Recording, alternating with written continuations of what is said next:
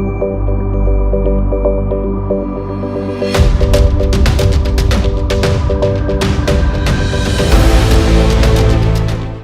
आप देख रहे हैं द एंगल न्यूज। मैं हूं आपके साथ दीपाली माथुर। खबरों की शुरुआत करते हैं आज की हेडलाइंस के साथ। गृह मंत्री अमित शाह का पश्चिम बंगाल दौरा, दक्षिणेश्वर काली मंदिर में की पूजा, बंगाल संगठनात्मक इकाई की ली बैठक।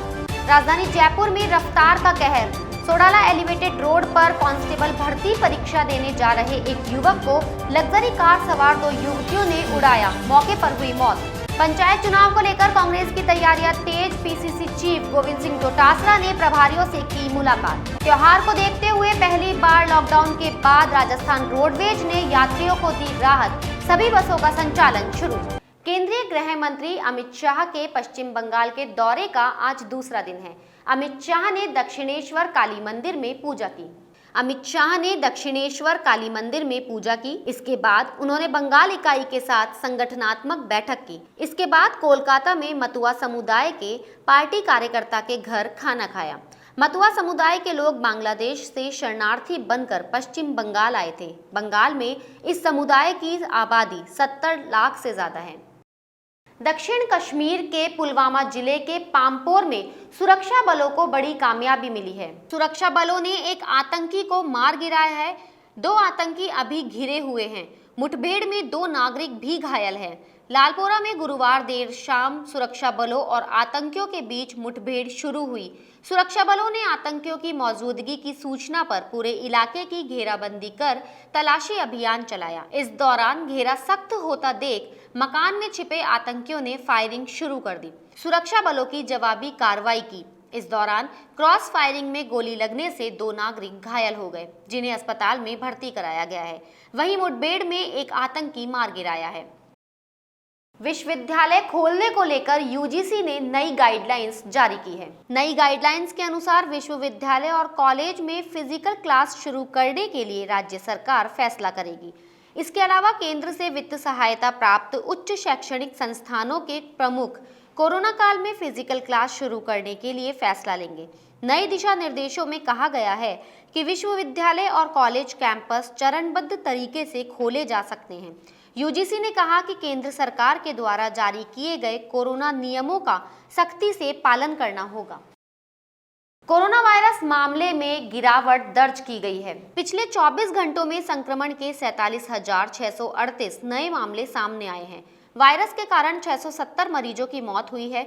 देश में कोरोना वायरस से संक्रमित होने वाले लोगों की कुल संख्या 84,11,724 हो गई है। देश में संक्रमण मुक्त होने वाले मरीजों की कुल संख्या 7,65,966 है। वहीं देश में अब तक कुल 1,24,985 लोगों की कोरोना वायरस के कारण मौत हो गई है।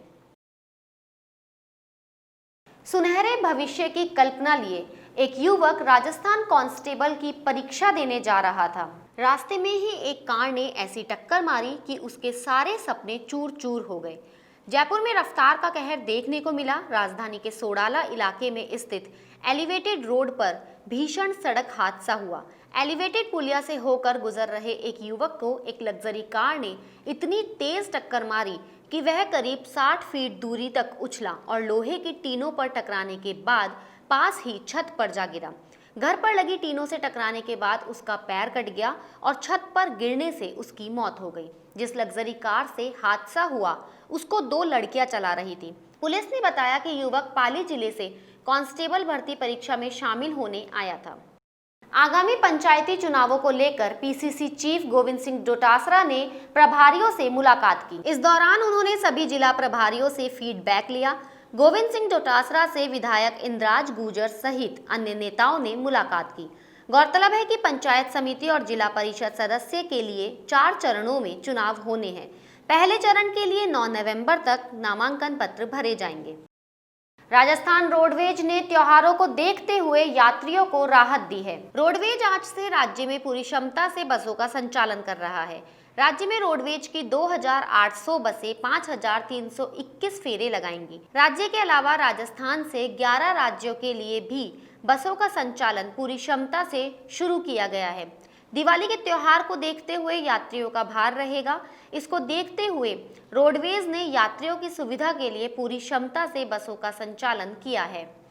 राजस्थान के खेल मंत्री अशोक चांदना बूंदी जिले के दौरे पर रहे। उन्होंने जिले की नैनवा तहसील में कांग्रेसी कार्यकर्ताओं से आगामी पंचायत चुनाव के लिए प्रत्याशियों के नामों को लेकर चर्चा की। कार्यक्रम को संबोधित करते हुए मंत्री चांदना ने कहा कि आरएसएस और प्रधानमंत्री नरेंद्र मोदी देश की जनता से झूठ बोल रहे हैं। उन्होंने कहा कि बूंदी उनका विधानसभा क्षेत्र है, यहाँ की समस्याओं को हल करना उनका काम है। मंत्री चांदना ने कहा कि गुर्जर समाज उनके साथ है। गुर्जर आरक्षण पर कर्नल किरोड़ी सिंह बैंसला से वार्ता की जा रही है। देखो, हमने पहले घोषणा कर रखी थी कि 4 तारीख को हम टोपा गांव में सगे जी के यहाँ पे एक सभा का आयोजन करेंगे और फिर सभा के अंदर जो यहाँ पे हमारे पंच पटेल हैं, समाज के लोग हैं, वो निर्णय करेंगे कि आगे में क्या करना है। अभी मेरे को संदेश मिला है इसी के माध्यम से कि मंत्री जी कुछ ही देर में यहीं पूछ रहे हैं। किस पर्पज से पहुंच रहे हैं मंत्री जी? आरक्षण के मामले में। नहीं, वो सरकार की तरफ से आ रहे हैं या समाज की तरफ से आ रहे हैं? तो सरकार की तरफ से आ रहे हैं, अब पता नहीं किस मोड से आ रहे हैं। वो समाज के प्रतिनिधि के रूप में आ रहे हैं या सरकार के प्रतिनिधि के रूप में आए हैं। यहाँ जब हम बात करेंगे उसके बाद पता चलेगा। देखिए, मेरा क्षेत्र है, विधानसभा क्षेत्र है, तो मेरी जिम्मेदारी बनती, क्योंकि आज मैं इधर आया हुआ था ताकि मेरे क्षेत्र के किसी भी तबके की कोई समस्या हो तो उसको समाधान करने की मेरी जिम्मेदारी है। और ख़ास करके गुर्जर समाज तो मेरे को 99 से क्या 100 से भी अगर ऊपर कोई वोट बढ़ जाए तो वो 100 से ऊपर वोट डाल दे, इतनी भावना रखते हैं। तो मेरी जिम्मेदारी बनती है कि सरकार के और आंदोलनकारियों के बीच में जो भी वार्ता आज तक हुई, उस वार्ता के बारे में मैं खुद आकर इन लोगों को बताऊं, ताकि जो लोग भ्रम फैलाना चाहते हैं, जो लोग इस आंदोलन की आड़ में राजनीतिक रोटियां सेकना चाहते हैं, जो लोग समाज को गलत राह दिखाकर कहीं कोई नुकसान में डालना चाहते हैं, उन लोगों की रोटियां नहीं सेके। ये जो आंदोलन है ये मुद्दों पर रहे। और कर्नल साहब से बिल्कुल सरकार की वार्ता चल रही, बहुत जल्दी शांतिपूर्वक। समस्या वहाँ आती है जहाँ शांतिपूर्वक करना होता है। आज तक कांग्रेस पार्टी और गहलोत साहब के राज में 7 साल में 3 या 4 बार आंदोलन हुए, एक बार भी लाठीचार्ज नहीं हुई।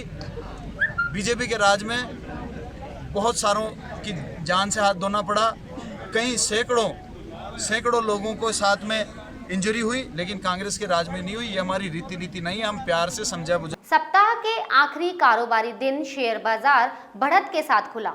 बॉम्बे स्टॉक एक्सचेंज का प्रमुख इंडेक्स सेंसेक्स 60.94 अंक ऊपर 41,401.10 के स्तर पर खुला। वहीं नेशनल स्टॉक एक्सचेंज के निफ्टी की शुरुआत 36.35 अंकों की तेजी के साथ 12,156.65 पर हुई। आज IndusInd bank, Titan, Bajaj auto, call India और ईचर मोटर्स की शुरुआत तेजी पर हुई। वहीं Bajaj finance, axis bank, JSW steel और पावर ग्रिड के शेयर लाल निशान पर खुले। बुलेटिन में फिलहाल इतना ही। अगर आपको हमारा वीडियो पसंद आया हो तो हमारे चैनल को लाइक, शेयर और सब्सक्राइब जरूर करें।